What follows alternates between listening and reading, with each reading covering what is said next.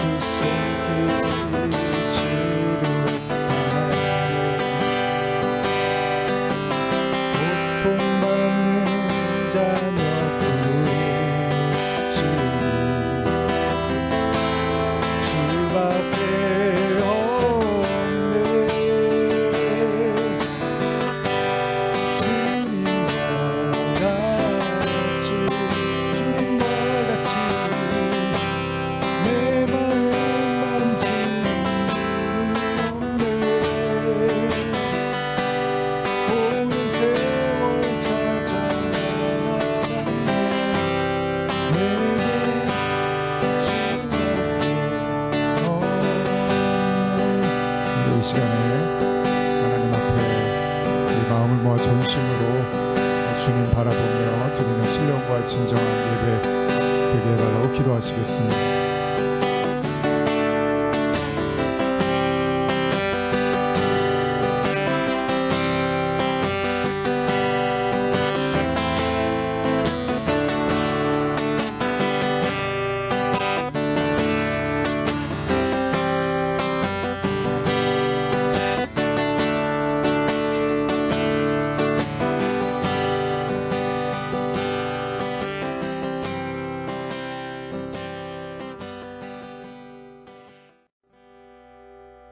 하시겠습니다. 하나님, 2025년 맞이하며 또 처음으로 드려지는 수요 계시록 강의 시간입니다.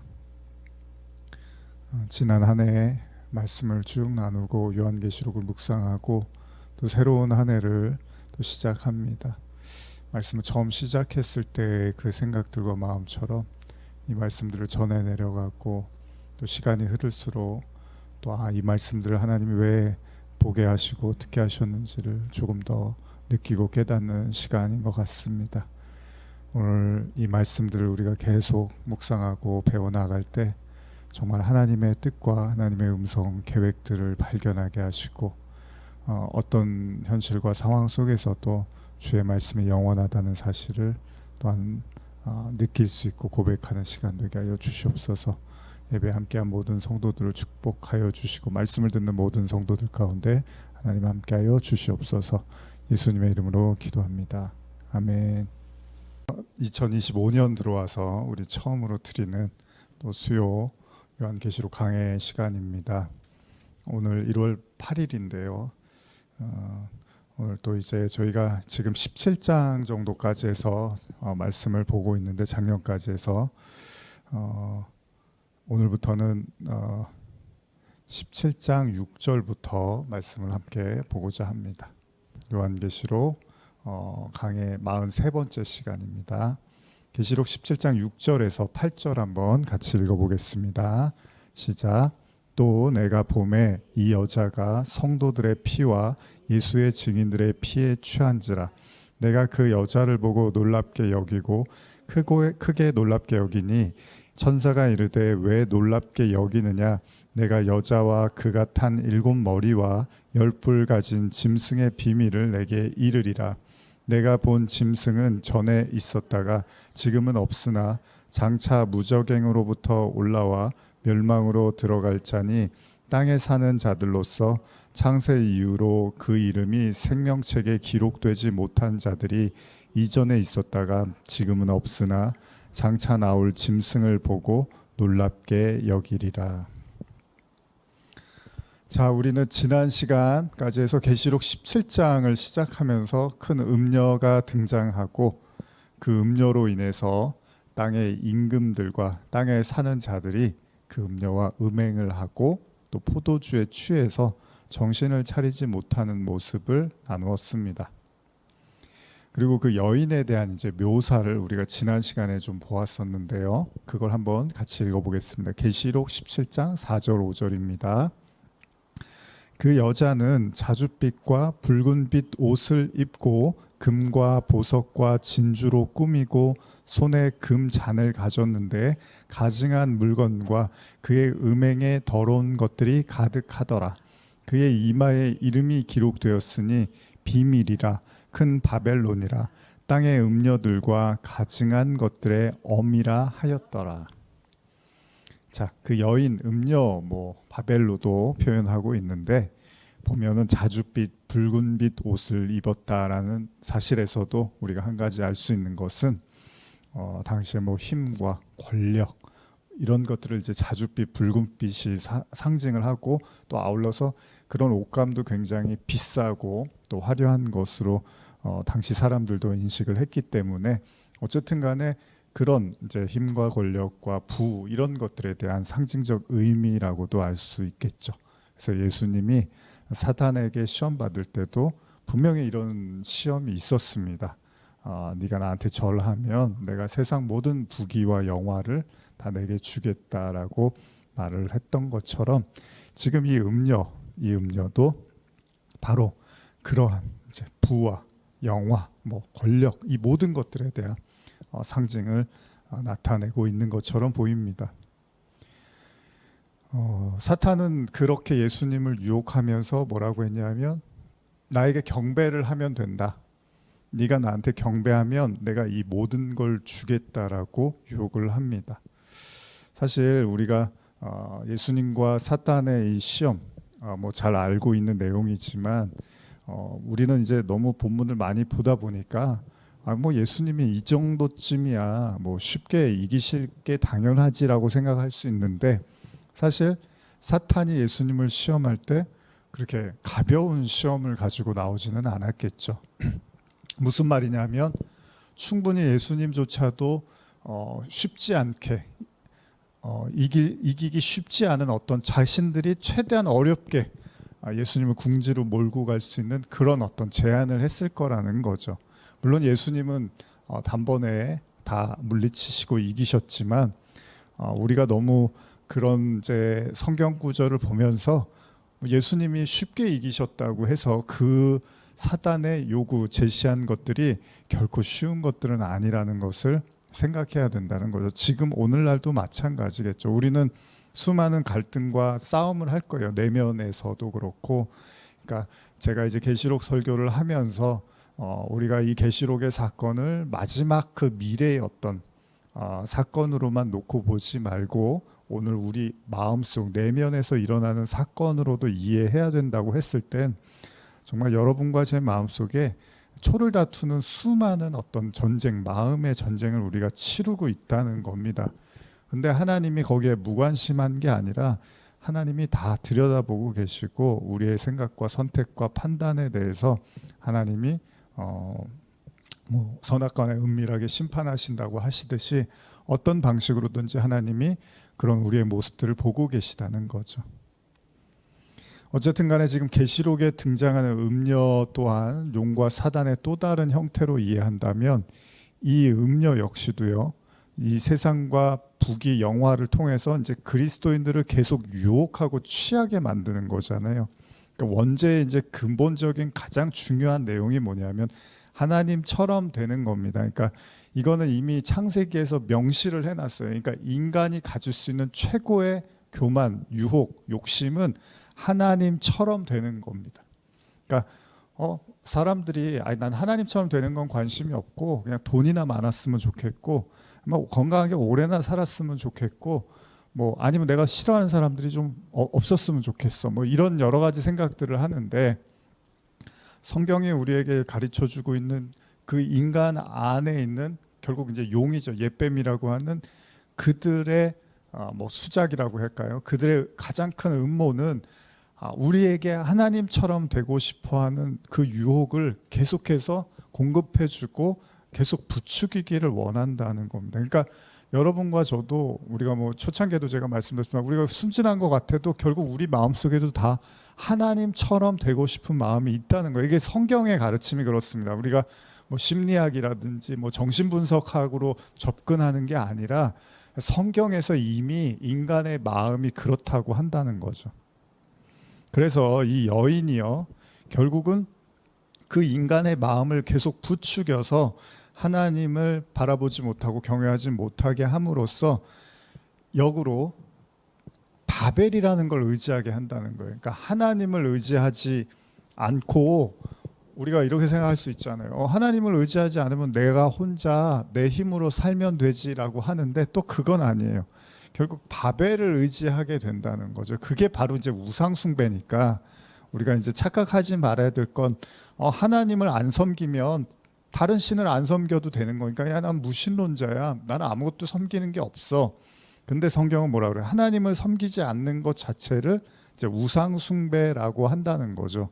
그건 뭐냐면 하나님을 섬기지 않지만 다른 것을 섬기고 있다는 거죠. 그래서 우리가 바로 이야기를 많이 했지만 바로가 하나님 앞에서 계속해서 싸우고 하나님처럼 되려고 하지만 결국 바로가 믿는 구석들이 있었던 거잖아요. 그러니까 바로는 그런 우상들에 대한 믿음을 가지고 하나님과 대적하려고 했던 거죠. 그러니까 우리도 마찬가지입니다. 내가 하나님을 좀 덜 믿지. 내가 믿음이 신앙생활을 오래 했는데 내가 하나님에 대한 믿음이 좀 부족해라고만 생각하고 끝날 수 있는데 그게 아니라 다른 걸 믿고 있다는 거예요. 그만큼. 자, 이 음녀에 대해서 그 이름을 비밀이라고 이제 명명을 했었는데 그 얘기는 뭐냐면 쉽게 알아볼 수 없는 이름이라는 거예요. 그 이마에 이름이 있는데 그건 큰 비밀이라고 한단 말이에요. 그러면서 그 이름이 바로 바벨이라고 했단 말이죠. 이게 우리가 여기서 또 생각해야 될 건 이 음녀, 여인의 말과 가르침, 소위 음행하고 취해서 거짓에 흠뻑 빠져서 살게 하는 이 음녀는 사람들이 쉽게 알아보지 못한다는 거예요. 그래서 성경이 뭐라고 그러냐면 비밀이라고까지 말을 한다는 거예요. 비밀. 그러니까 비밀이라는 게 뭐예요? 웬만해서는 알아챌 수가 없다는 겁니다. 그러니까 영적 전쟁이라는 것이 웬만해서는 쉽게 알아채지 못한다는 겁니다. 그러니까 지금부터 지난 시간부터 등장한 이 음녀, 소위 바벨을 상징하는 이 여인은 성도들에게 막강한 힘을 발휘할 거고요. 문제는 성도들이 그게 옳고 그른지를 전혀 분간하기가 힘들 거라는 거예요. 그러니까 예수님이 광야에서 아까 말씀드린 것처럼 시험 받을 때 그게 뭐 어려운 시험이겠어라고 생각을 할 수 있겠는데 절대 쉬운 시험을 제시하지는 않았을 거 아니에요. 그럴 거면 아예 시험도 안 했겠죠. 근데 뭔가 예수님 정도 됐으니까 이 정도의 시험으로 다가가야겠다라고 생각을 한 건데, 그게 돌을 떡으로 만들고 높은 곳에서 뛰어내려서 천사의 수종을 받들라거나 또 사단에게 절해서 세상 부귀 영화를 누리라는 건데, 이게 다 쉽게 말하면 인간이 감당하기 어려운 시험이었을 거라는 거예요. 여러분들한테 배가 고파 죽겠는데 돌을 떡으로 만들라 그러면 그걸 거절할 사람이 몇이나 되겠습니까? 그리고 내가 천사를 부리는 사람인데 높은 곳에서 뛰어내려서 천사의 수종을 받게 하면 사람들이 환호해주고 그래서 하나님의 아들을 믿게 해라. 이거 얼마나 좋은 방법이에요. 좋은 아이디어예요. 내가 절만하면 세상 부귀영화를 주겠다. 결코 쉬운 게 아니라는 거예요. 그러니까 영적 전쟁에서 가장 중요한 것 중에 하나가 사실 이제 우리가 옛날에 초기 신앙 때는 예수님이라면 어떻게 하셨을까 이런 말들 많이 하잖아요. 그러니까 모든 상황에서 예수님이라면 어떻게 하셨을까 이런 이제 생각을 해요. 요즘 우리가 그런 생각을 정말 하고 사는지 한번 물어봐야, 스스로 자문해 볼 필요가 있는 것 같아요. 정말 우리의 삶의 모든 영역에서 이게 정말 예수님이라면 이렇게 하셨을까? 이게 정말 예수님이 하실 수 있는 행동이고 말인가? 진짜 우리가 그 십자가에서 자기를 내어주신 그 예수님이 정말로 지금 우리가 살고 있는 이 세상에 우리가 묵상하고 생각했을 때 그게 맞는 건가라는 생각을 해볼 필요가 있는 거죠. 그게 성도잖아요. 그런데 어쨌든 간에 우리는 오늘날 돈이라는 또 물질, 뭐 권력 다 마찬가지입니다. 뭐 지식이라나 여러 가지 그런 어떤 우리가 의존하고 싶어하는 많은 것들을 이제 얻으려고 하고, 또 교회 안에도 이미 많은 영향력을 끼치고 있는 걸 부인할 수는 없습니다.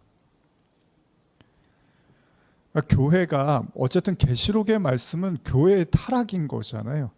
그 교회 안에서 복음이 복음으로 나타나지 못하고 그리스도의 십자가가 드러나지 않기 때문에 일어나는 일들을 지금 계시록에서 말하고 있는 거고, 이 교회들은 일부의 교회를 얘기하는 게 아니라는 거죠. 계시록 처음 시작할 때 7교회를 이야기하면서 이 땅에 드러나게 되는 모든 교회의 문제점을 이야기하고 있다라는 겁니다. 근데 신앙이라는 것도 그렇고 시간이 흐르면 변질이 되고 또 왜곡이 되고 또 잘못된 영향을 받고 주기도 한다는 거죠. 오래전으로 돌아가 보면 제가 처음 신앙생활할 때, 처음 이제 중학교 때 교회 다닐 때 정말 주일날 예배 빠지면 큰일 나는 줄 알았습니다. 정말로 그냥 그 엄청난 죄라고 생각을 했어요. 제가 교회를 다니고 성도가 된 이상 어쨌든 간에 주일날 예배 드려야 된다는 건 너무나 이제 당연하고 중요한 거였습니다. 물론 뭐 목사 안수를 받을 때도 이제 주일은 예배를 드리며 살아야겠다라는 생각을 했지만, 이미 사실은 뭐 중학교 때부터 그런 생각을 했기 때문에 그게 참 어렵지는 않았는데, 예전에 제가 프랑스에 있을 때 그 목사님의 간증 들어보면 자기가 목사 안수를 받으려고 할 때 이제 나는 주일날은 아무데도 못 가겠구나, 뭐 그런 고민을 했다는 말씀을 한 적이 있었는데, 사실 대부분 순수하게 이제 예수님을 믿으려고 하는 신자들은 주일날 예배 빠지면 큰일 난다고 생각을 하잖아요. 근데 이제 신학을 하면서 나름 나이도 먹고 신앙이 자라면서 지나치게 율법주의로 흘러서는 안 된다는 걸 이제 알게 됐고, 그러면서 어느 정도 주일날 뭐 좀 더 일찍 예배를 드릴 수도 있고 정 어려우면 혼자 예배를 드릴 수도 있고 뭐 이러면서 이제 그런 두려움으로는 벗어났습니다.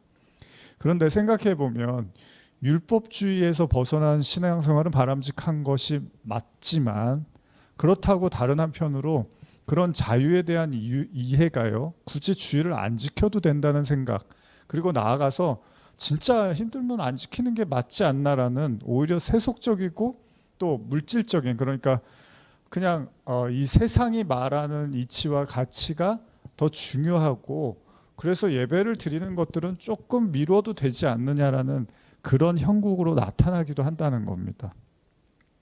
그러니까 돈을 벌기 위해서 일하는 건 괜찮지만 그렇게 피곤하고 힘든 몸으로 너무 힘들 땐 굳이 예배를 안 드려도 큰 탈이 없다는 식의 생각은 사실 바람직한 건 아니잖아요. 무슨 말인가 하면 구약에서 이스라엘 백성들이요, 광야 생활을 할 때 하나님께서 절대 안식일에는 아무것도 하지 말라고 합니다.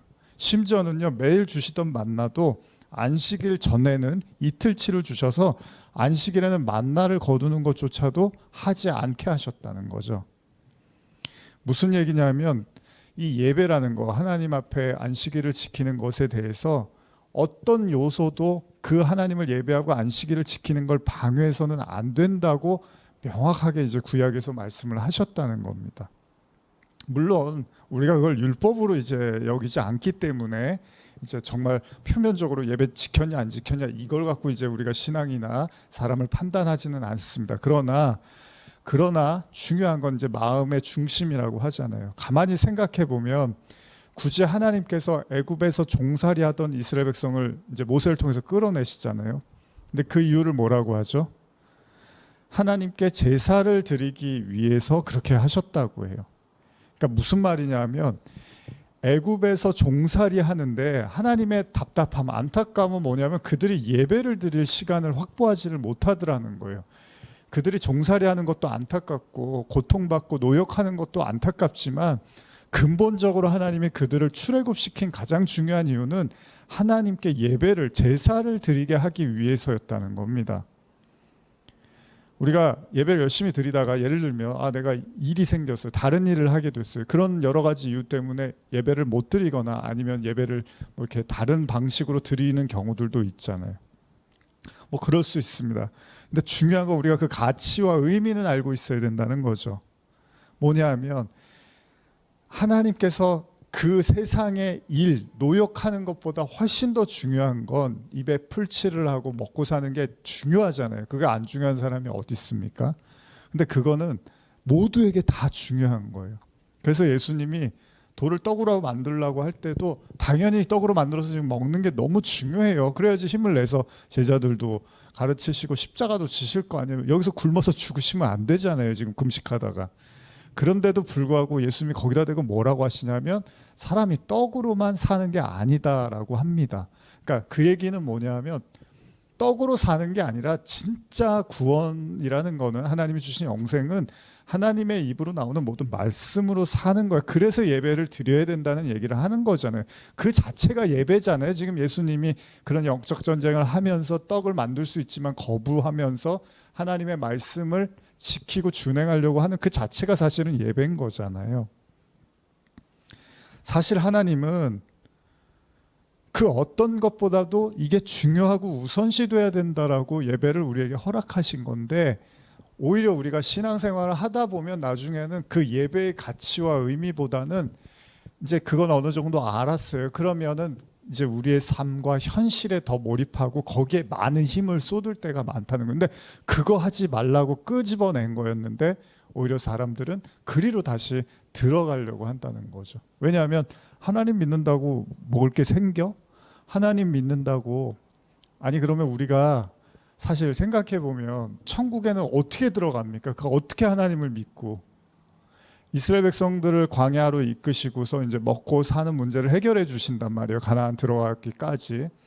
그 과정이 왜 필요하냐 하면 그 사람들이 맨몸으로 나왔단 말이에요. 물론 뭐 조금 필요한 어떤 것들을 들고 나왔겠지만 그걸 40년 동안 유지할 수는 없는 거잖아요. 그러면 하나님이 이제 그들을 먹이고 입히고 살리신다라는 것들이 보장되고 그것들이 하나님이 해주신 게 맞구나라는 걸 이제 경험을 해야 되는 거죠. 그럼 그걸 경험해야지 하나님 나라에서도 걱정을 안 하고 살 거 아니에요. 근데 여기서 우리가 그걸 겪지를 못했어요. 여기서 우리가 그 터널을 건너지를 못했어요. 지나지를 못했어요. 어떻게 하나님 나라는 믿어요? 하나님이 언제 먹을 걸 끊으실 수도 있고 안 도와주실 수도 있고 이런 불안함으로 살 수 있는 거잖아요. 그러니까 그게 예배를 통해서 확인되어져 가는 거고 쉽게 말하면 그 노역과 고역을 멈추고 그 노역과 고역 후에는 먹을 거는 줍니다. 그래서 이스라엘 백성들이 광야에서 계속 그 얘기를 해요. 우리가 애굽에 있었을 때는 먹을 거를 잘 먹었다. 뭐 부추도 먹고 마늘도 먹고 뭐 이런 고기 먹고 이런 얘기를 한단 말이에요. 근데 여기 와서는 별로 먹을 게 없다 만나밖에 이런 얘기를 한단 말이에요. 근데 그 얘기는 뭐냐면 고역을 해도 좋으니까 차라리 바로가 주는 음식이 좋지 일을 안 하는 거는 뭐 알겠는데 근데 먹을 것도 마땅치가 않아서 거기에 이제 힘들어한다라는 겁니다. 그러니까 이 부분을 우리가 잘 생각해야 되는 거죠.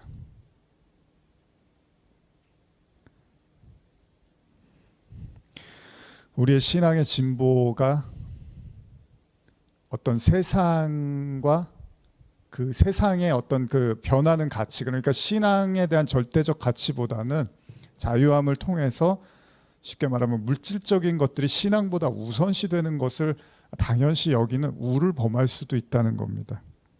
물론 주일 예배 안 드린다고 하나님이 당장 벌하시거나요, 그들 지옥에 보내시는 건 아닙니다.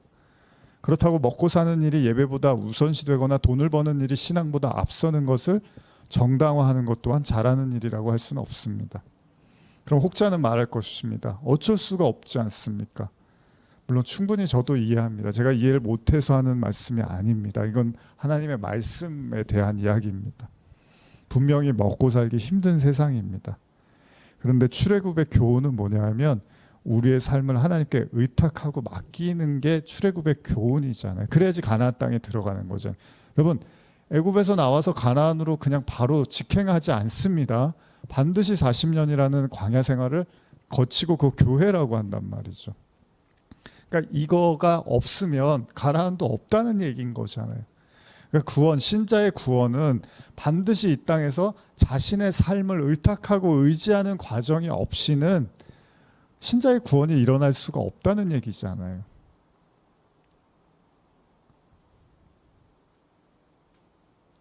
만약에 예수님이 금식 도중에 너무 배가 고파서 사단이 말한 대로 돌을 떡으로 만들었다고 가정을 하면, 사람들한테 하나님의 아들이라는 사실을 보여주기 가장 효과적인 방법으로 높은 곳에서 뛰어내려셨다면, 그리고 사람들도 그렇잖아요. 하나님의 아들이면 옷도 좀 좋은 거 입고 다니시고 뭐 좀 그럴듯한 제자들도 좀 이렇게 뭐 때깔나고 좀 그런 모습을 하면 돈도 좀 있어야 되잖아요. 그러니까 부귀와 영화도 있고 하면 한 번에 믿을 거 아닙니까, 여러분? 아니, 오병이어처럼 가는 데마다 예수님이 빵 나눠주고 물고기 나눠주고, 뭐 심지어는 예수님이 능력이 많으니까 뭐 병 고쳐주고 귀신 쫓아내주고 뭐 돈도 주고 이러면 누가 안 따르겠습니까? 그러니까 우리가 잘 생각해야 되는 게 왜 그 방법을 안 택하셨냐는 거예요. 물론 뭐 병 고쳐주시고 귀신 쫓아내주시고 이런 건 있었지만 예수님은 물질적인 것들로 그들의 마음을 살려고 하지는 않았다는 겁니다. 왜 그러셨을까요?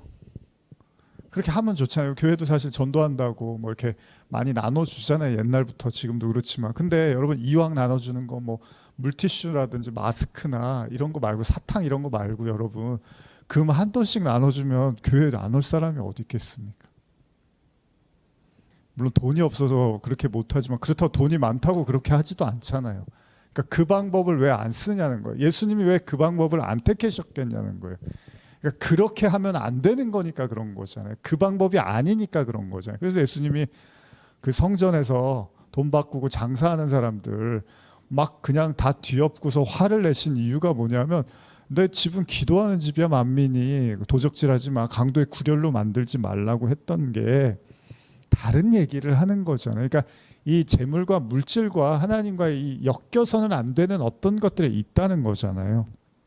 근데 음료는 어때요? 계시록의 음료는 계속 성경이 나열을 해요. 계시록에서 막 화려하고 치장하고 보석 같고 뭐 붉은 옷 입고 계속 이런 얘기들을 한단 말이에요. 그게 뭐냐 하면 사람들이 그럴싸하게, 야, 저 정도면 한번 믿을 만하다, 저 정도면 한번 따라다닐 만하다, 이런 생각을 들게끔 계속해서 유혹한다는 거잖아요.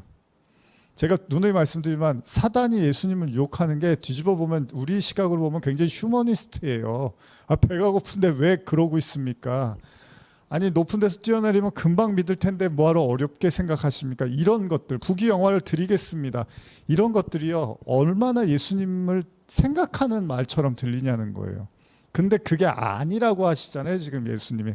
그리고 음료는 그 반대의 방법으로 예수님의 사람, 하나님의 사람들을 계속 유혹하고 있는 거잖아요. 쉽게 말하면 돌을 떡으로 만들려고 하는 거고, 뛰어내려서 기적을 보여주라고 하는 거고, 물질적인 걸로 사람들을 현혹하라고 하는 거잖아요. 신앙이 환상이 아니라는 게 이 지점에서 나타나는 거예요. 우리가 오해하지 말아야 될 건, 예수님이 할 수 없어서 못한 게 아니라 할 수 있는데도 안 했다는 거를 자꾸 우리는 부정하고 싶은 거예요. 마치 우리 신앙생활이 힘들고 우리가 가난하고 어려우니까 하나님은 그걸 못 하시지, 할 수가 없지, 그냥 어쩔 수 없어. 근데 할 수 있으면 참 좋을 텐데 그렇게 사는 사람도 많은데 우리가 이런 생각을 하는데 예수님의 말로는 십자가에서의 처절한 죽음이었어요. 그 십자가를 질 때는 아무도 예수님을 믿고 따른 사람이 아무도 없었다는 거예요. 말이 하나님의 아들이지 오셔서 공생의 내내 하나님의 아들이 아니라는 얘기만 듣다 가신 분이에요. 부활하시고 그 40일을 머무셨지만 실질적으로 예수님의 인생에서 계속 부정당하는 시간밖에는 없었다는 거예요. 그게 성도의 현실이에요. 제자들은 안 그랬나요? 사도들은 안 그랬나요? 사도들도 똑같이 그렇게 살다가 갔어요. 나중에 다 십자가 지고 순교했다며요. 그러니까 계시록에서 말해주고 싶은 게 뭐냐면 성도의 현실은 끊임없는 영적 전쟁과 이 사단과의 싸움이 있을 수밖에 없어요. 그리고 인정도 못 받을 수도 있어요. 오죽하면 바울이 고린도서 말씀에서 거꾸로 트림을 당해도 거꾸로 트리지 않고 뭐 망하지 않고 이런 얘기를 왜 하냐 하면 그게 성도의 고달픈 인생이라는 거예요. 그러나 영적인 눈으로는 그들이 하나님의 인침을 받은 자고 그들이 영원한 백성이고 영원한 삶을 받았다. 이 믿음을 가지고 사는 거죠. 그게 계시록의 가르침인 거예요. 그래서 계시록에서 뭐 새 하늘 새 땅도 보여주고 입맞은 14만 4천도 나오고 이런 얘기를 하는 거예요. 그게 성도의 현실이고 진짜 하나님 나라를 소유한 자들이라는 걸 강조하고 있는 거죠. 신앙은 관념이 아니라는 겁니다. 현실이라는 거예요. 계시록이 엄청나고 대단한 싸움과 전쟁을 말하고 있는 것 같지만 엄밀히 보면 예수님의 이 광야의 시험처럼 이 현실, 일상, 그가 매우 지치고 나약해 있을 때 사단이 무척이나 달콤하고 그럴듯한 말과 논리로 다가갔다는 겁니다. 용, 예뱀, 짐승, 사단은 이런 말에 능한 자들입니다. 그들은 지금 이 순간에도 자신의 정체를 감추고 끊임없이 우리를 생각해 주는 것처럼 위한다는 명목으로 계속해서 유혹하고 또 유혹할 거라는 거예요. 물론 우리는 연약합니다. 바울의 말처럼 우리 안에 선한 게 하나도 없기 때문에 우리는 쉽게 넘어질 수 있어요. 그래서 하나님의 은혜가 필요한 거죠. 그러나 성령은 동시에 무엇이 옳고 그른지를 우리에게 가르치시고 말씀하시는 분이라고 기록하고 있다는 겁니다. 그럼에도 어느 순간 사단의 요구와 가르침을 믿고 받아들이는 순간, 그리고 그것이 지속되고 그 방향으로 전진해서 나중에는 뭐가 옳고 그른지를 판결하기 어려운 그런 순간이 오게 되면 결국 그걸 취했다고 하는 거죠. 음녀의 포도주에 취해서 성경을요, 성경대로 보는 게 아니에요. 사실 많은 사람들이 성경을 본다고 하는데 거의 대부분 자기 생각을 가지고 성경을 이렇게 자기식으로 이해하는 경우들이 많습니다. 그러니까 진짜 성경을 보는 게 아니라 그냥 내가 옳고 맞다고 생각하는 것들을 가지고 성경을 보는 거예요. 그래서 성경을 자기 취사에 맞게끔 그 구절만 이렇게 가져다가 쓰는 경우들이 너무나 많습니다. 결국 예수님이 예루살렘 성전에서 화냈던 것처럼 아버지의 집을 장사하는 집으로 만든, 결국 성전이 개인의 이익이 주가 되는 매매를 하는 시장으로 전락해 버리게 되는 거고, 그 나중에 나오지만 큰 성 바벨론이 무너질 때 그 바벨론이 하루아침에 무너졌다고 할 때 거기 뭐 장사하는 사람이 있고 음악하는 사람이 있고 막 그런 얘기하는데 그게 사실은 우리 내면의 자아도 의미하고 있는 겁니다. 이 내면, 우리 마음이 그렇잖아요. 우리도 끊임없이 우리의 이익을 추구하는 사람들이잖아요. 우리가 계시록의 가르침을 가볍게 여기거나 허투루 듣지 않는다면 사실 이 전쟁은 지금 저와 여러분들 안에서 아주 치열하게 일어나고 있다는 겁니다. 그래서 로마서 12장 1절 2절에 바울이 이런 말을 하죠. 그러므로 형제들아, 내가 하나님의 모든 자비하심으로 너희를 권하노니 너희 몸을 하나님이 기뻐하시는 거룩한 산 제물로 드리라. 이는 너희가 드릴 영적 예배니라. 너희는 이 세대를 본받지 말고 오직 마음을 새롭게 함으로 변화를 받아 하나님의 선하시고 기뻐하시고 온전하신 뜻이 무엇인지 분별하도록 하라. 본받지 말라는 거죠. 세상을 본받지. 그게 성경의 가르침. 그게 예배래요. 제사는 뭐냐면 세대를 본받지 않는 거예요. 그러니까 성도는 진짜 모든 현실과 상황에서 사람들이 보지 못하는, 믿지 않는 사람들이 보지 못하는 그 이상의 어떤 하나님의 뜻을 보는 사람들인 거죠. 그러니까 세상에 휩쓸려 다니는 사람들이 아니라는 거예요. 다시 오늘의 본문으로 돌아가서 아까 읽은 말씀 한 번 더 읽어볼까요? 계시록 17장 6절에서 8절입니다. 시작. 또 내가 보매 이 여자가 성도들의 피와 예수의 증인들의 피에 취한지라. 내가 그 여자를 보고 놀랍게 여기고 크게 놀랍게 여기니 천사가 이르되 왜 놀랍게 여기느냐. 내가 여자와 그 탄 7 머리와 10뿔 가진 짐승의 비밀을 내게 이르리라. 내가 본 짐승은 전에 있었다가 지금은 없으나 장차 무적행으로부터 올라와 멸망으로 들어갈 자니 땅에 사는 자들로서 창세 이후로 그 이름이 생명책에 기록되지 못한 자들이 이전에 있었다가 지금은 없으나 장차 나올 짐승을 보고 놀랍게 여기리라. 사실 좀 까다로운 구절입니다. 이제 앞으로 나오는 구절들이 한번 좀 나눠 보겠습니다. 환상 속에서 요한은 음녀, 여인을 보고 굉장히 놀랍니다. 그건 이 여자가 성도들의 피와 예수의 증인들의 피에 취했다고 기록되어 있습니다. 결국 여인의 목적은 신성 모독인 짐승의 목적과 다르지 않고요. 하나님의 사람들을 계속해서 무너뜨리는데 그 목적이 있다고 볼 수 있는 거죠. 이는 하나님께 충성하는 성도들에 대한 심한 박해가 목적이라는 거고요. 다시 말하면 여인의 왕성한 이 사역은 동시에 성도들이 하나님을 믿기 위해서 이제 어떤 마음을 가져야 되는지를 암시해주고 있습니다. 계시록 2장 10절 보시면 제가 읽어드릴게요. 너는 장차 받을 고난을 두려워하지 말라. 볼지어다 마귀가 장차 너희 가운데서 몇 사람을 옥에 던져 시험을 받게 하리니 너희가 10일 동안 환난을 받으리라. 내가 죽도록 충성하라. 그리하면 내가 생명의 관을 내게 주리라. 계시록 2장의 서머나교회에 보내는 이 편지는 바로 이런 사단과의 영적 전쟁에 임하는 성도의 자세가 어떤지를 여실하게 보여주고 있습니다. 죽도록 충성하라는 거예요. 절대 가벼운 싸움이 아니라는 겁니다. 계시록에서 펼쳐지는 영적 전쟁은요, 또 우리 인생에서 펼쳐지는 영적 전쟁도 절대 가볍지도 쉽지도 않다는 사실을 보여주고 있습니다. 그래서 우리가 좁은 문 얘기를 하잖아요. 예수님도 좁은 문으로 가라고 하죠. 좁은 문은 사람들이 협소해서 찾지 않는다고 하고, 지옥으로 가는 문은 넓어서 많은 사람들이 그리로 간다고 하는 거죠. 근데 그 좁은 문이 너무 좁아서 사람들이 찾지를 않는다고 하는 정도로 좁다는 거예요. 여자의 화려함과 성도들에 대한 승승장구에 놀란 요한에게 천사는 여인의 비밀을 알려주겠다고 말하는데, 제가 현대 성경으로 17장 7절 8절 한번 읽어드릴게요. 그때 천사가 내게 말하였습니다. 왜 그렇게 놀라는가? 이 여자가 누구이며 또 이 여자를 태우고 다니는 짐승이 누구인지 내가 가르쳐 주겠다. 이 짐승은 전에는 살아 있었으나 지금은 죽었다. 그러나 곧 아비소스라는 믿없는 지옥 구덩이에서 올라와 영원한 멸망 속으로 달려간 것이다. 이 세상이 시작되던 때부터 생명책에 이름이 기록되어 있지 않는 사람은 죽은 줄 알았던 그 짐승이 다시 나타나는 것을 보고 놀라 까무라칠 것이다. 천사는 요한에게 여자가 타고 있는 짐승을 이제 설명하는데, 그건 전에 있었는데, 오늘 제목으로 제가 쓰기로 했는데, 전에 있었는데 지금은 없고 장차 무적행, 즉 아비소스라는 곳에서 올라와서 멸망으로 들어갈 것이라고 말해주고 있습니다. 그러니까 중요한 사실은 이 짐승이 현재는 존재하지 않는 듯하지만 앞으로 다시 나타나서 영원한 멸망으로 들어가는 자라는 것입니다. 이런 비슷한 내용이 이제 요한계시록 19장 20장 넘어가면서 이제 그 용에 대한 이야기를 할 때, 용을 하나님이 결박해서 이제 무적행에 넣었다가 1000년이 참에 다시 용이 등장하고 뭐 이런 내용도 나오는데, 이런 비슷한 느낌의 이제 말씀들이 지금 나오고 있습니다. 근데 제가 한번 이 구절을 주석을 한번 읽어드릴게요. 17장 8절에 대한 주석인데, 내가 본 짐승은 전에 있었다가 시방 없으나 장차 무적행으로부터 올라와 멸망으로 들어갈 자니, 자, 이 내용에 대해서 본절은 이제도 계시고 전에도 계시고 장차 오실 이와 대조를 이룬다.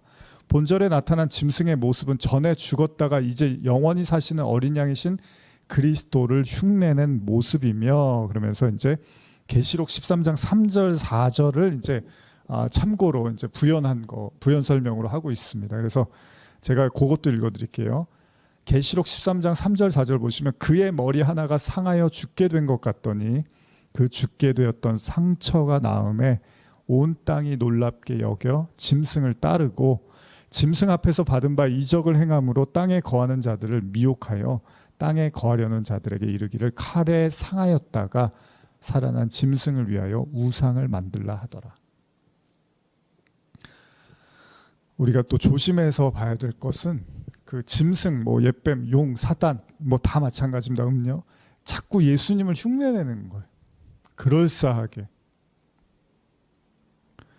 혹자는 이 짐승이 네로 황제의 회생설을 의미한다고 주장하는데요. 이제 주석을 보면 이 견해는 당시 사람들이 이해하는 데 도움을 주었을지는 모르나 요한이 본절에서 의미하는 것을 그대로 나타내는 견해는 아니다. 설사 네로 황제의 회상설을 내포하고 있다 할지라도 짐승은 그것을 넘어서서 역사 속에서 하나님을 대적하고 우상 숭배를 요구하는 세상 권력을 상징한다. 이게 이제 주석의 내용이에요. 그리고 한편 짐승의 모습에서 시방 없으나, 지금은 없으나 이제 이 얘기 있잖아요. 이건 짐승이 그리스도의 성육신, 십자가 그리고 부활 이전에는 막강한 권력을 행사하다가 그리스도의 십자가 사건과 부활로 인하여 결정적으로 패배한 사실을 의미한다. 그러나 짐승은 다시 무적행, 곧 악이 거주하는 곳에서 나와 사람들을 미혹하고 하나님을 대적하며 사람들로 하여금 우상 숭배를 하게 하여 하나님을 떠나게 한다. 그러나 그의 종말은 영원한 멸망, 즉 불못에 던져지는 것이다. 무슨 말씀을 드리려고 하냐면요, 성경을 통해서 우리가 보는 건 예수를 아주 유사하게, 비슷하게, 아주 그럴듯하게 흉내내고 있습니다. 짐승이. 그래서 계시록을 과거의 역사적 사건으로 해석하려는 사람은요, 이 666, 이 헬라어나 이제 히브리 문자를 숫자로 연결해서 해석하는 게마트리아, 이제 이걸로 이제 네로를 많이 떠올렸는데, 지금 본문에서도요, 과거에 있었으나 지금은 없지만 또 나타날 거다. 그래서 이제 네로 환생설로 제가 지금 이제 주석을 읽어드렸잖아요. 근데 이미 주석에서도 언급했지만 저 또한 성도의 현실과 현재적 측면에서 계시록을 바라보는 게 중요하다면, 그러니까 뭐 나중에 이게 누굴까, 과거에 누구였을까, 뭐 이렇게도 볼 수 있지만 이제 지금 우리에게 이 내용을 적용한다면 역사를 통해서 등장하는 신성 모독의 세력과 권력, 또한 영적인 거짓된 가르침을 하는 모든 자들을 이제 총칭하는 거죠. 사실 하나잖아요. 뭐 짐승, 옛뱀, 용, 뭐 음녀, 뭐 마귀 다 하나잖아요. 뭐 다른 무리들이 아니잖아요. 그러면 결국 성도들을 무너뜨리는 목적인데 그들의 모습이 끊임없이 예수를 흉내낸다라는 겁니다. 그래서 지금 읽어드린 계시록 13장에서처럼 죽었다가 살아난 것처럼도 보이게 하고, 그래서 성도들을 계속 미혹한다는 거예요. 그 서두에 말씀드린 것처럼 짐승을 탄 여인이요, 바벨론을 상징하는 줄 모르고 사람들이 넘어갈 거라고 하잖아요. 그 여인이 바벨인지도 모른다는 거예요.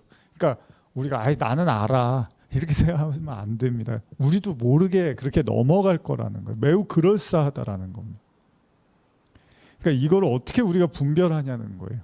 그래서 우리가 계시록을 보는 거고, 그리고 결국은 우리가 이제 기도하고 말씀을 보면서 하나님이 이제 이걸 분별하게 하시는데 거기에는 많은 고난과 또 희생도 뒤따르게 된다는 거잖아요. 자, 어쨌든 천사는 이제 이 짐승을 탄 여인에 대해서 더 설명을 덧붙이는데요. 한번 17장 9절에서 11절 읽어볼까요? 시작. 지혜 있는 뜻이 여기 있으니 그 7머리는 여자가 앉은 7산이요 또 7왕이라 다섯은 망하였고 하나는 있고 다른 하나는 아직 이르지 아니하였으나 이르면 반드시 잠시 동안 머무르리라. 전에 있었다가 지금 없어진 짐승은 8째 왕이니 7 중에 속한 자라. 그가 멸망으로 들어가리라. 이해가 가십니까? 이게 무슨 말인지. 이게 한국말인데, 그죠? 천사는 여인이 탄 짐승의 7머리를 여자가 앉은 7산이라고 말하고 있는데, 이게 다 지금 무슨 얘기인가 싶으실 거예요. 여기서 7산이라고 할 때 역시 이 역사적으로 해석을 하면 당시 로마를 7산 위에 세워진 도시라고도 불렀습니다. 그래서 이것을 이 여자가 앉아있는 7산이 로마로 해석을 하는 경우가 있는데, 근데 이렇게 하면 또 그 다음 절에 나오는 9절 10절에서 7왕 역시도 로마의 역대 왕들로 이제 해석을 하게 돼요. 근데 그렇게 하면 해석이 굉장히 복잡해지고 난해해진다는 겁니다. 그래서 심지어 이제 억지스러운 해석이 될 수 있다는 거예요. 제가 주석도 저도 봤는데 그렇게 껴맞추기 식으로 거의 해석을 하게 되더라는 겁니다. 그래서 이런 구조를 역사적으로 어떤 그런 관점으로 해석하는 것보다는 이미 우리가 계속 나누는 것처럼 어떤 세력이나 힘으로 상징적 의미로 이해하는 게 더 바람직하다고 볼 수 있다는 거죠. 보통 사내 개념을 이제 우리가 힘이나 권력으로도 이해하는데 그런 관점에서 10절, 11절을 다시 읽어보면요. 제가 읽어드릴게요. 또 일곱 왕이라 다섯은 망하였고 하나는 있고 다른 하나는 아직 이르지 아니하였으나 이르면 반드시 잠시 동안 머무리라. 전에 있었다가 지금 없어진 짐승은 여덟째 왕이니 일곱 중에 속한 자라. 그가 멸망으로 들어가리라. 제가 이 구절 때문에 한 2, 3주 굉장히 애를 먹었었습니다. 이 내용을 이제 좀 더 묵상하고 좀 더 이 의미들을 제가 이제 생각하려고 그리고 어떻게 말씀을 전해야 될지를 해서 한 2, 3주 정도 저를 애를 먹이게 했던 구절이기도 한데 물론 뭐 주석에 나와 있는 내용들도 있고 또 뭐 다른 설교들도 제가 이렇게 들어보면서 참고도 하고 생각도 해봤는데 이제 제 나름대로 제가 느끼고 이해한 방식으로 여러분과 좀 나누려고 굉장히 이제 애를 태웠던 그런 구절이기도 한데 어쨌든 제가 이제 한번 말씀을 좀 계속 나눠 보겠습니다. 현대어로 한 번 더 이해를 돕기 위해서 말이 너무 어렵잖아요. 그래서 한 번 더 읽어드릴게요. 이제 잘 새겨 들으라. 이 짐승에게 붙어있는 7개의 머리는 이 여자의 집이 있는 7개의 언덕 위에 건설된 어떤 도시를 뜻한다. 그것은 동시에 7 왕을 뜻하기도 한다. 그 가운데 5 왕은 이미 넘어졌고 6 왕은 현재 다스리고 있으며 7째 왕은 아직 오지 않았다. 그러나 그의 통치 기간도 길지는 않을 것이다. 전에 한번 죽었던 그 붉은 짐승은 8째 왕이다. 이미 그는 7 왕 가운데 하나로서 과거에 왕위에 올라 통치를 한 일이 있었다. 그러나 그 역시 왕이 된 후에 다시 멸망하고 말 것이다. 자, 굉장히 기묘한 표현이 등장을 하는데 여인이 앉은 짐승의 7 머리는 7 산이래요. 한번 생각해 보세요. 또 7 왕이라고도 말을 해요. 여인이 그 위에 앉았대요. 근데 그 7 왕이 이제 있는데 밑에 5은 또 망했대요 이미. 그리고 하나는 지금 존재하고 있고 7째 왕은 아직 오지 않았대요. 여기까지도 어려운데 또 8째 왕 얘기까지 나와요. 그래서 제가 이게 참 많은 생각들을 하게 됐는데 앞서도 말씀드린 것처럼 이 구절을 역사적으로 해석을 하면 굉장히 무리가 있다는 겁니다. 그래서 제가 이거 주석을 좀 읽어드릴게요. 그래도 주석에 이제 나온 내용입니다. 7 왕에 대한 견해는 3가지이다. 혹자는 로마 황제를 의미한다고 주장한다. 이 견해에 따라서 로마 황제들은 순서대로 나열하면 다음과 같다. 줄리어스 시저, 아우구스투스, 티베리우스, 가이오스, 클라디오디우스, 네로, 갈바, 오토, 비텔리우스, 베스파시안, 티투스, 도미티안. 그런데 이 견해의 경우에 이미 망한 5 왕이 어느 황제부터인지가 불분명하다.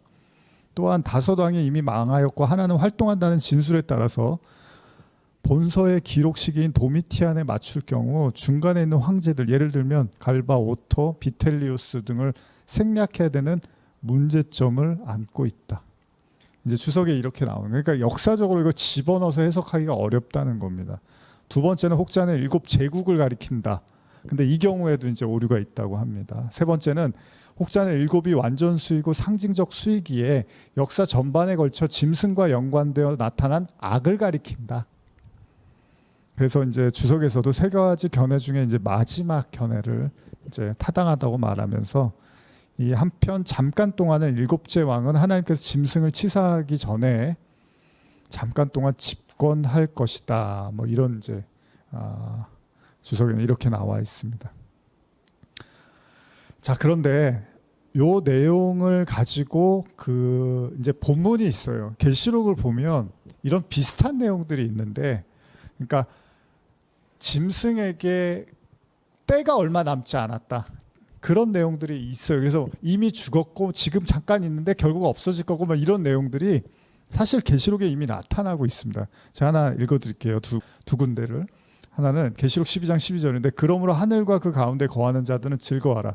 그러나 땅과 바다는 화 있을진저 이는 마귀가 자기의 때가 얼마 남지 않은 줄 알므로 크게 분내어 너희에게 내려갔음이라. 이런 내용이 있습니다. 그리고 두 번째는 계시록 20장 1절에서 3절인데요. 또 내가 보니 천사가 무저갱의 열쇠와 큰 쇠사슬을 그의 손에 가지고 하늘로부터 내려와서 용을 잡으니 곧 옅뱀이요 마귀요 사탄이라 잡아서 1000년 동안 결박하여 무저갱에 던져 잠그고 그 위에 임봉하여 1000년이 차도록 다시는 만국을 미혹하지 못하게 하는데 그 후에는 반드시 잠깐 노일이라. 이런 얘기가 있어요. 이건 이제 계시록 20장 말미에, 이제 20장 계시록의 말미에 있는 내용인데, 자, 이 일곱 산, 일곱 왕이라는 표현은 짐승이 하는 일을 나타내는 세력이나 존재라고 우리가 이제 나누었는데, 그렇게 상징적 의미로 접근하면 다섯은 망했고 여섯은 이미 존재하고 일곱은 앞으로 올 것이다. 아울러서 여덟째 왕이 등장하고 아울러 멸망 역시도 어떤 숫자적 개념이 여기 이렇게 들어가 있다는 것을 좀 볼 수도 있다는 거죠. 다섯, 여섯, 일곱, 여덟 이런 개념으로 접근을 해보면 이게 뭔가 숫자하고도 연관이 있는 건 아닐까, 뭐 이런 생각을 해볼 수 있어요. 우리가 14만 4천 뭐 성경에서 우리 계시록 나누면서, 그래서 야곱의 12지파, 예수님의 12아들, 그리고 하늘의 숫자, 영원의 숫자인 1000 해서 14만 4천 이렇게 하잖아요. 근데 여기서도 굳이 다섯, 뭐 일곱, 다섯, 여섯, 일곱, 여덟 이런 표현들을 한번 숫자적 개념으로 접근해 볼 수 있다는 거죠. 그런 의미로 한번 접근해서 이 말씀들을 좀 여러분과 나눠보고자 합니다. 이 내용은 다음 시간에 함께 좀 이제 시간이 많이 가서 다음 시간에 한번 이 내용들을 한번 나눠보고자 합니다. 아무쪼록 오늘 말씀을 또 나누면서 중요한 건 그런 것 같아요. 사실 다음 시간에도 나누겠지만 제일 중요한 건 뭐냐면 이미 망했습니다. 사단의 존재는. 그래서 성경도 계시록도 계속 바벨론이 망했다고 한단 말이에요. 그러니까 무너졌다. 이미 다 무너지고 망해. 예수 그리스도의 십자가로 인해서 어둠의 세력은, 사단의 세력은 다 패배를 했다는 거예요. 네, 오늘도 제가 이제 계시록 말씀을 좀 준비하면서 이제 제가 이제 이미 몇 장 앞에 말씀을 준비하고 있거든요. 이건 이제 이전에 준비했던 말씀들이고. 근데 이미 패배했는데도 불구하고 하나님이 허용하셔요. 그러니까 이미 사단은 성도를 무너뜨릴 수 없어요. 이미 졌기 때문에. 근데 성도한테는 아니에요. 패배를 했는데, 아까 제가 이제 설교 쓰다가도 그런데, 여러분들이 저 사람이 완벽한 사기꾼이라는 걸 알면 속겠습니까? 그 사람이 나한테 무슨 말을 해도 안 믿을 거 아니에요. 물론 그래도 나중에 이제 또 속는 사람도 있지만 대부분 저 사람은 사기꾼이고 거짓말장이라는 걸 확실히 알았어. 그럼 옆에서 아무리 유혹을 하고 사기를 치려고 해도 듣지 않을 거 아니에요. 근데 넘어간다는 건 무슨 얘기죠? 아직 완벽하게 이해를 못하고 있다는 얘기죠. 그러니까 십자가를 우리가 믿어요. 예수님의 십자가로 부활하시고 모든 어둠의 세력을 멸하셨다는 걸 우리가 믿고, 그래서 요한일서 말씀처럼 세상을 이기는 믿음은 그리스도 하나님의 아들이심을 믿는 거다. 그걸 알아요. 근데 세상에서는 어때요? 그게 안 되잖아요. 그러니까 못 믿는 거잖아요. 그러니까 이미 패배했는데도 불구하고 다시 우리에게 나타나서 여전히 패배하지 않은 것처럼 우리를 유혹하고 시달리게 하고 무너뜨린다고 하는 거예요. 여러분, 다윗 왕과 그 사울 이야기 제가 자주 드리지만, 다윗이 하나님의 이제 기름 부음을 받잖아요. 너는 이제 하나님이 세우실 거다라고 하지만 끊임없이 다윗이 도망 다니고 공격을 받잖아요. 그러니까 그런 현실에 있으면 내가 하나님의 기름 부은 사람, 받은 사람이 맞나, 이런 의구심이 들잖아요. 근데 결국 하나님이 다윗을 통해서 하나님의 일을 나타내시잖아요. 모든 성경이 다 그런 얘기들이잖아요. 그러니까 우리도 마찬가지예요. 우리가 그리스도로 말미암아 이제 믿음의 하나님의 백성이 됐어요. 됐고 이제 그리스도는 십자가로 그 모든 걸 이루신 게 맞아요. 근데 그게 안 믿어지고 그게 현실에서 계속 무력하게 나타나는 거잖아요. 그러니까 하나님이 다시 허락하는 거예요. 그 무정행에 있고 유황불에서 다 타야 될 존재들을 우리에게 다시 나타나게 하셔서 허락하시는 거예요. 그 시험들을. 언제까지요? 진짜로 졌구나. 너희들은 정말 그리스도의 십자가 앞에서 멸망받은 존재가 맞구나. 내가 거기에 휘청거리고 넘어질 필요가 없구나. 이걸 우리가 온전히 깨닫는 순간까지 하나님은 단련시키는 거죠. 광야 교회라는 거예요. 요한계시록도 다 그런 얘기예요. 여인이 광야로 가서 광야를 통해서 하나님이 연단하시고 우리의 믿음을 완성해 가시는 거죠. 그러나 동시에 용도 와서 계속 괴롭히는 거예요. 근데 이미 하늘에서 쫓겨났는데도, 하늘에서 쫓겨나고 패배했는데 그리스도의 십자가로, 근데도 불구하고 계속 와서 괴롭히는 거예요. 어떻게 보면 죽은 영인데 산 것처럼 와갖고 우리를 힘들게 하는 거예요. 사람들이 귀신 무서워하잖아요. 귀신은 죽었다며. 근데 왜 무서워해요? 죽은 존재들인데. 나도 어떻게 죽을까 봐 그런 거 아니에요. 근데 우리는 살아있는 존재인데 왜 죽은 자들을 두려워하느냐는 거예요. 마찬가지로 우리가 그리스도를 통해서 생명을 가진 존재들인데 왜 이미 멸망받은 존재들에 대해서 계속 시달리고 두려워하며 공포 속에 살아가냐는 거예요. 그게 계시록의 중요한 가르침이에요. 다 이미 멸망한 존재들이다. 잠깐 나타나지만 그거 안개처럼 사라질 것들이다라는 걸 우리에게 계속 말씀하고 계시는 거죠.